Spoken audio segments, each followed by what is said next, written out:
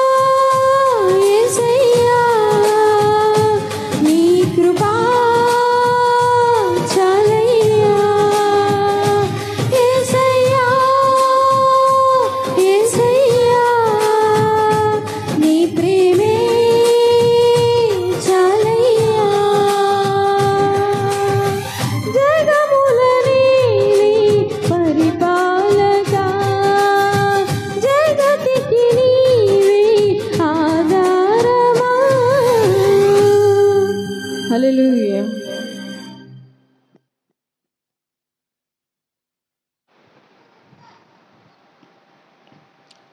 ప్రియమైన దేవుని బిడ్డలారా, దేవుని వాక్య భాగాన్ని విందాం. మత్తయి సువార్త 13వ అధ్యాయం 31వ వచనము 32వ వచనం చూడండి. ఆయన మరి యొక్క ఉపమానము వారితో చెప్పాను. పరలోక రాజ్యము ఒకడు తీసుకొని తన పొలములో విత్తిన ఆవగింజను పోలి ఉన్నది. అది విత్తనములన్నిటిలో చిన్నదే గాని పెరిగినప్పుడు కూర మొక్కలన్నిటిలో పెద్దదై ఆకాశ పక్షులు వచ్చి దాని కొమ్మల యందు నివసించున్నంత చెట్టగును. ప్రేమైన దేవుని బిడ్డలారా, ఆవగింజను నేలలో నాటితే అది మొలచి ఒక మొక్కగా తయారవుతుందని, దాని నుండి శాఖలు వచ్చి దాని నీడను లేకపోతే దాని మీద ఆ కొమ్మల మీద పక్షులు నివాసము చేయును అన్నారు. అయితే ప్రేమన దేవుని బిడ్డలారా, పరలోక రాజ్యమును ఆవగింజతో లేదా ఆవగింజ మొక్కతో ఆయన పోల్చడం జరిగింది. కనుక ఇప్పుడు ఆవగింజ వృక్షమంతా అయినట్టుగా అనిపిస్తుంది, కనబడుతుంది. అయితే ఆ ఆవగింజ మొక్క శాఖల మీద లేదా కొమ్మల మీద పక్షులు నివాసము చేస్తాయి. అంటే అది నివాస స్థలంగా ఉంటుంది.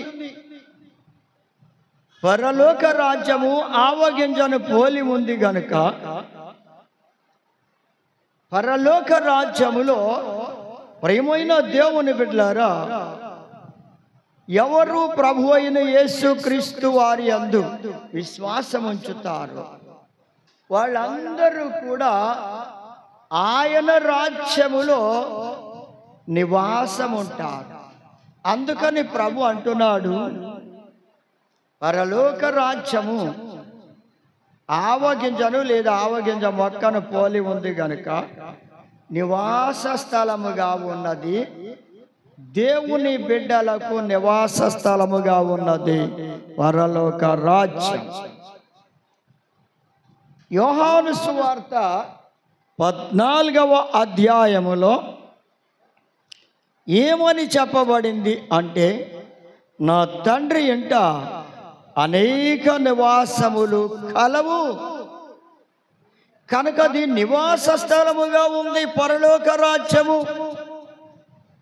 యేసు ప్రభునందు విశ్వాసం ఉంచిన వారికి, రక్షింపబడిన వారికి, ఆయనందు నమ్మకం ఉంచిన వారికి ప్రభువు వాగ్దానం చేశాడు. ఏమిటి ఆ వాగ్దానం అంటే, నా తండ్రి ఇంట అనేక నివాసములు కలవు. కనుక పరలోక రాజ్యము దేవుని బిడ్డలు నివసించడానికి నివాస స్థలములు ఉన్నాయి. అంటే నివసించడానికి భవనాల్ని ప్రభు అక్కడ కడుతూ ఉన్నారు, కట్టారు.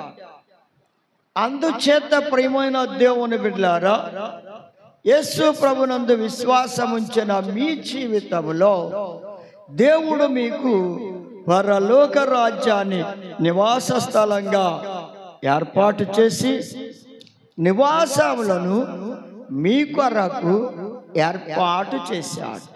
కనుక నీకొక భవనము అక్కడ ఉన్నది అని, నీకొక నివాసము ఉన్నదని ఎన్నడూ మర్చిపోవద్దు.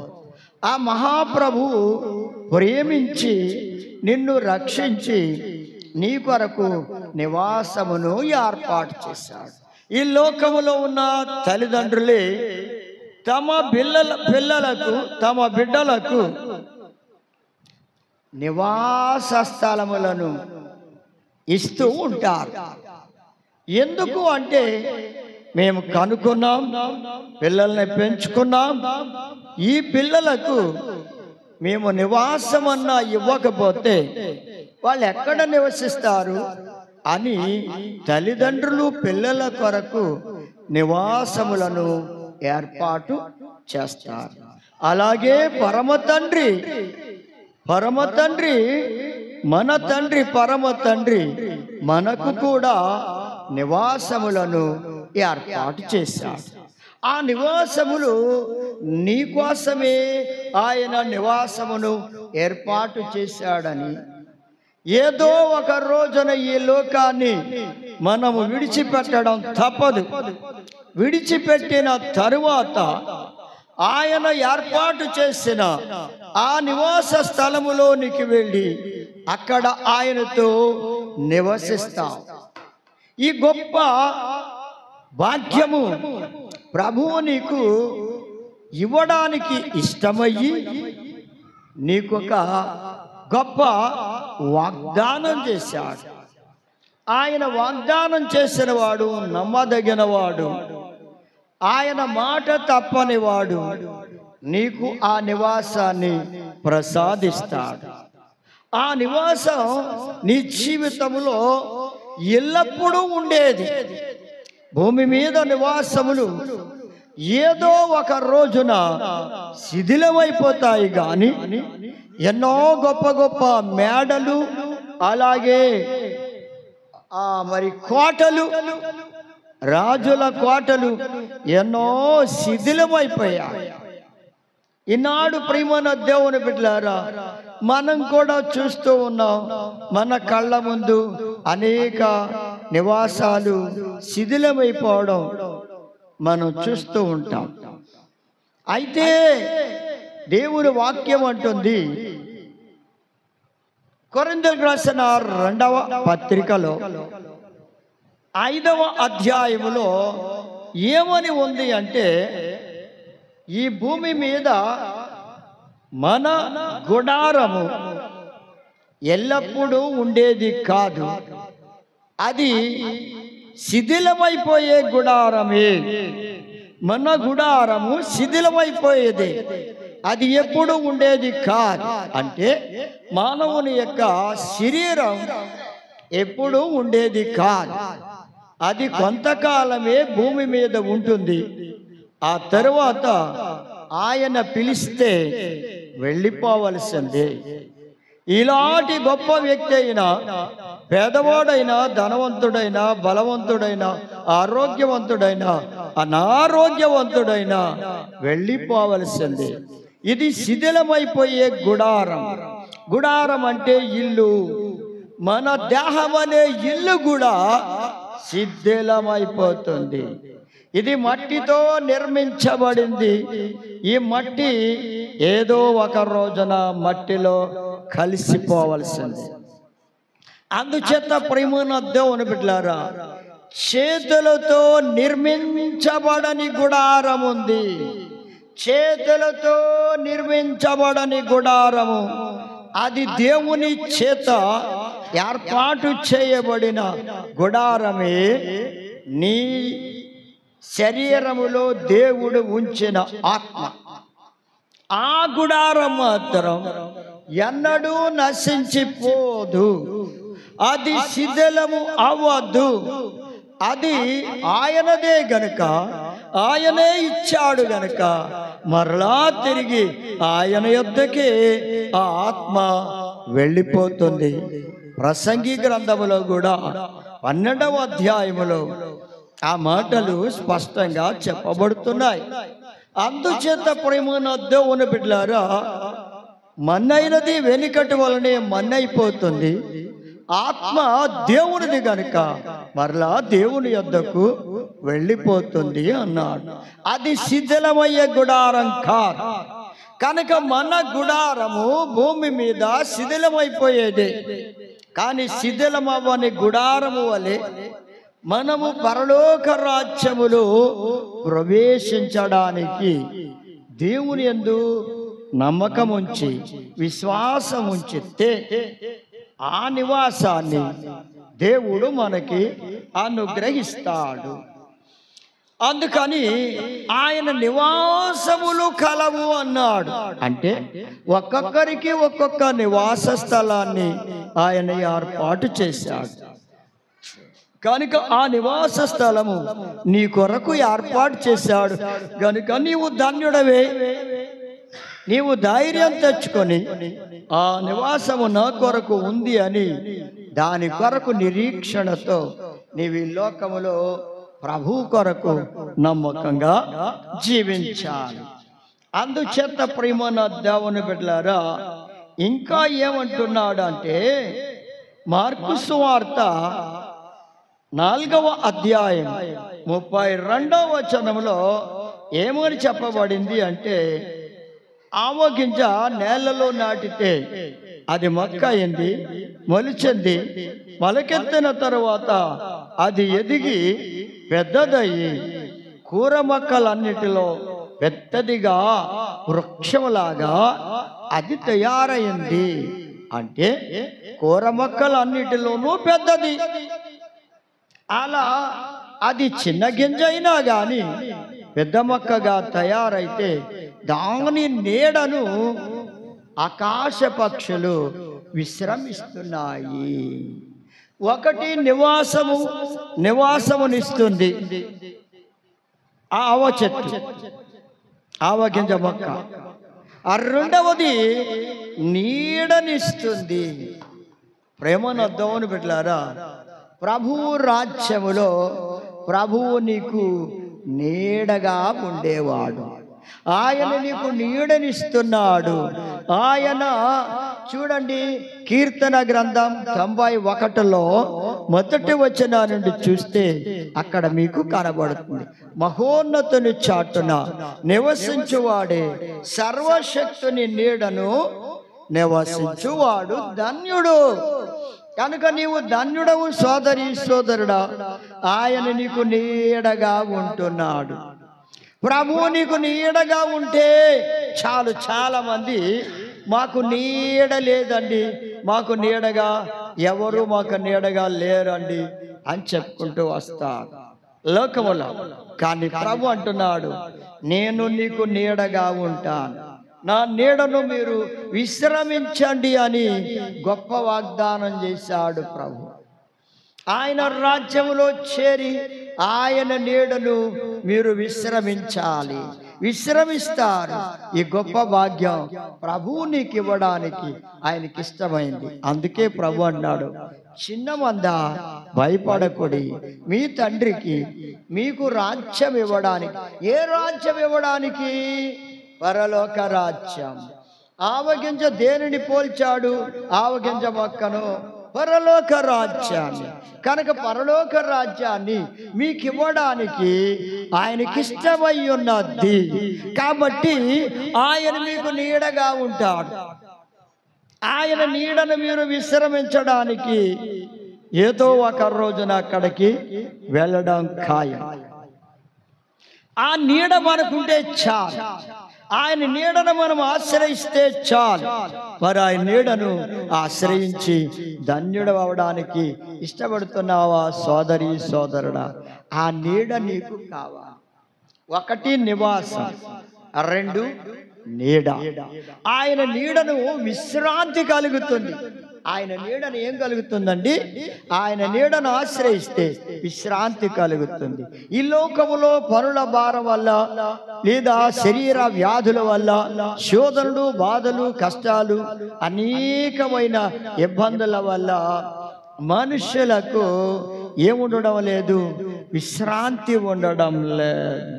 విశ్రాంతి ఉండడం లేదు ప్రేమను దేవుని బిడ్డలారా.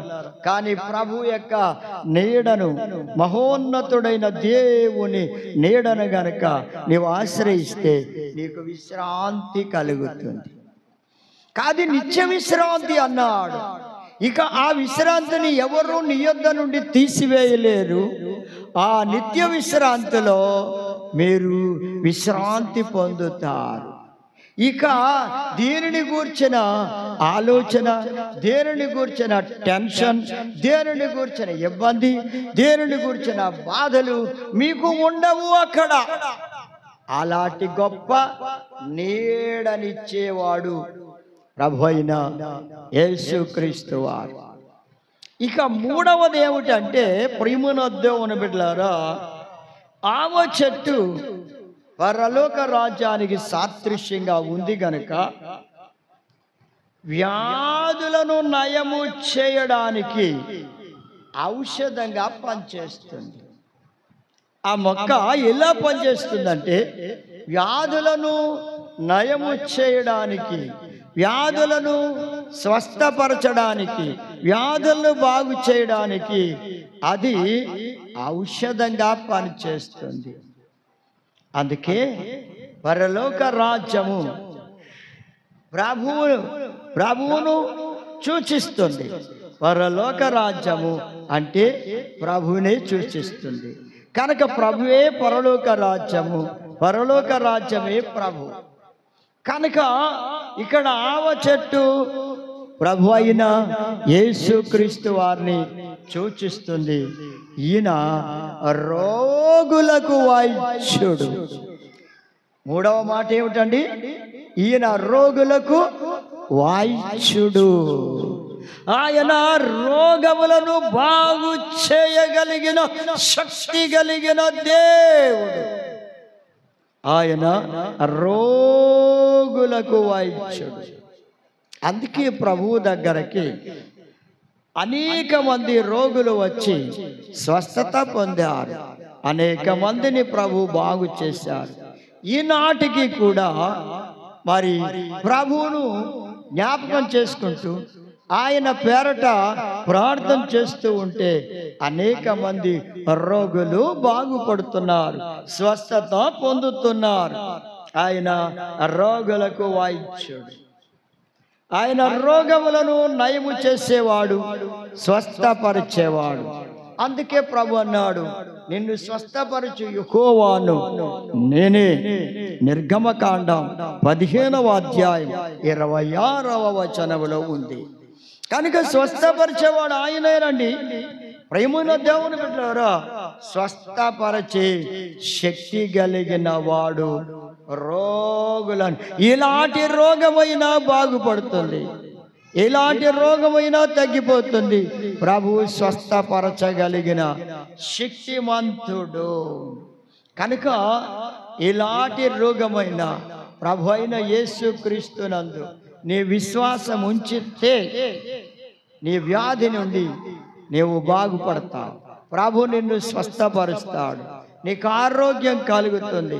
ఆయన రెక్కల నుండి నీకు ఆరోగ్యం కలుగుతుంది. ప్రియమైన దేవుని బిడ్డలారా, ఆయన రెక్కల నుండి ఆరోగ్యం కలుగుతుంది. అందుకే నా ప్రియమైన దేవుని బిడ్డలారా, రోగులకు వైద్యుడు. అలాగే 4వ విషయానికి వెళదాం.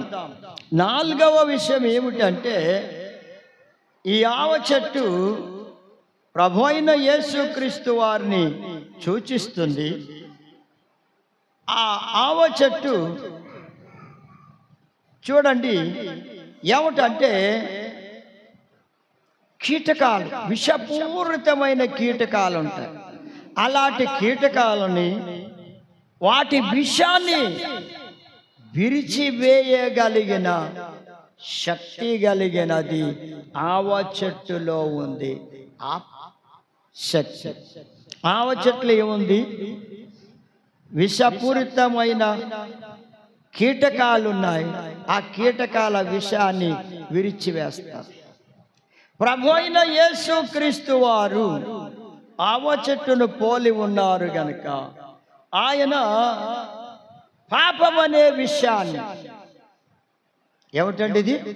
పాపం అనే విషయాన్ని విరిచివేయగలిగిన శక్తిమంతుడు, అనగా విమోచించేవాడు, విమోచకుడైన యేసయ్య నీ పాపము నుండి, నీ దోషము నుండి, నీ అతిక్రమముల నుండి, నీ అపరాధముల నుండి నిన్ను విడిపించి నిన్ను విమోచించే యేసయ్య. అందుకే ఆయన పరలోకము నుండి మహాదేవుడు ఆయన ప్రభావమును తగ్గించుకొని నరుని వలె మానవ రూపాన్ని ధరించి భూమి మీద జన్మించాడు. ఆయన ఎందుకు జన్మించాడు అంటే నీలో ఉన్న పాపమనే విషయాన్ని తీసివేయడానికి ఆయన ఈ భూమి మీదకి వచ్చి ఆయన శిలువ మీద బలి అయిపోయి ఆయన పరిశుద్ధమైన రక్తాన్ని చిందించాడు. అందుకే ఆయన పాపులకు రక్షకుడు, రోగులకు వైద్యుడు, పాపులకు రక్షకుడు. అది 4వ మాట. కనుక ప్రేమనొద్దామని బిడ్డలారా, నీవు నీ పాపముల నుండి, నీ దోషముల నుండి విడిపించబడాలి అంటే ప్రభువైన యేసుక్రీస్తు వారి రక్తము నీ పాపములను కడిగి పవిత్రపరిచి నిన్ను విమోచిస్తుంది.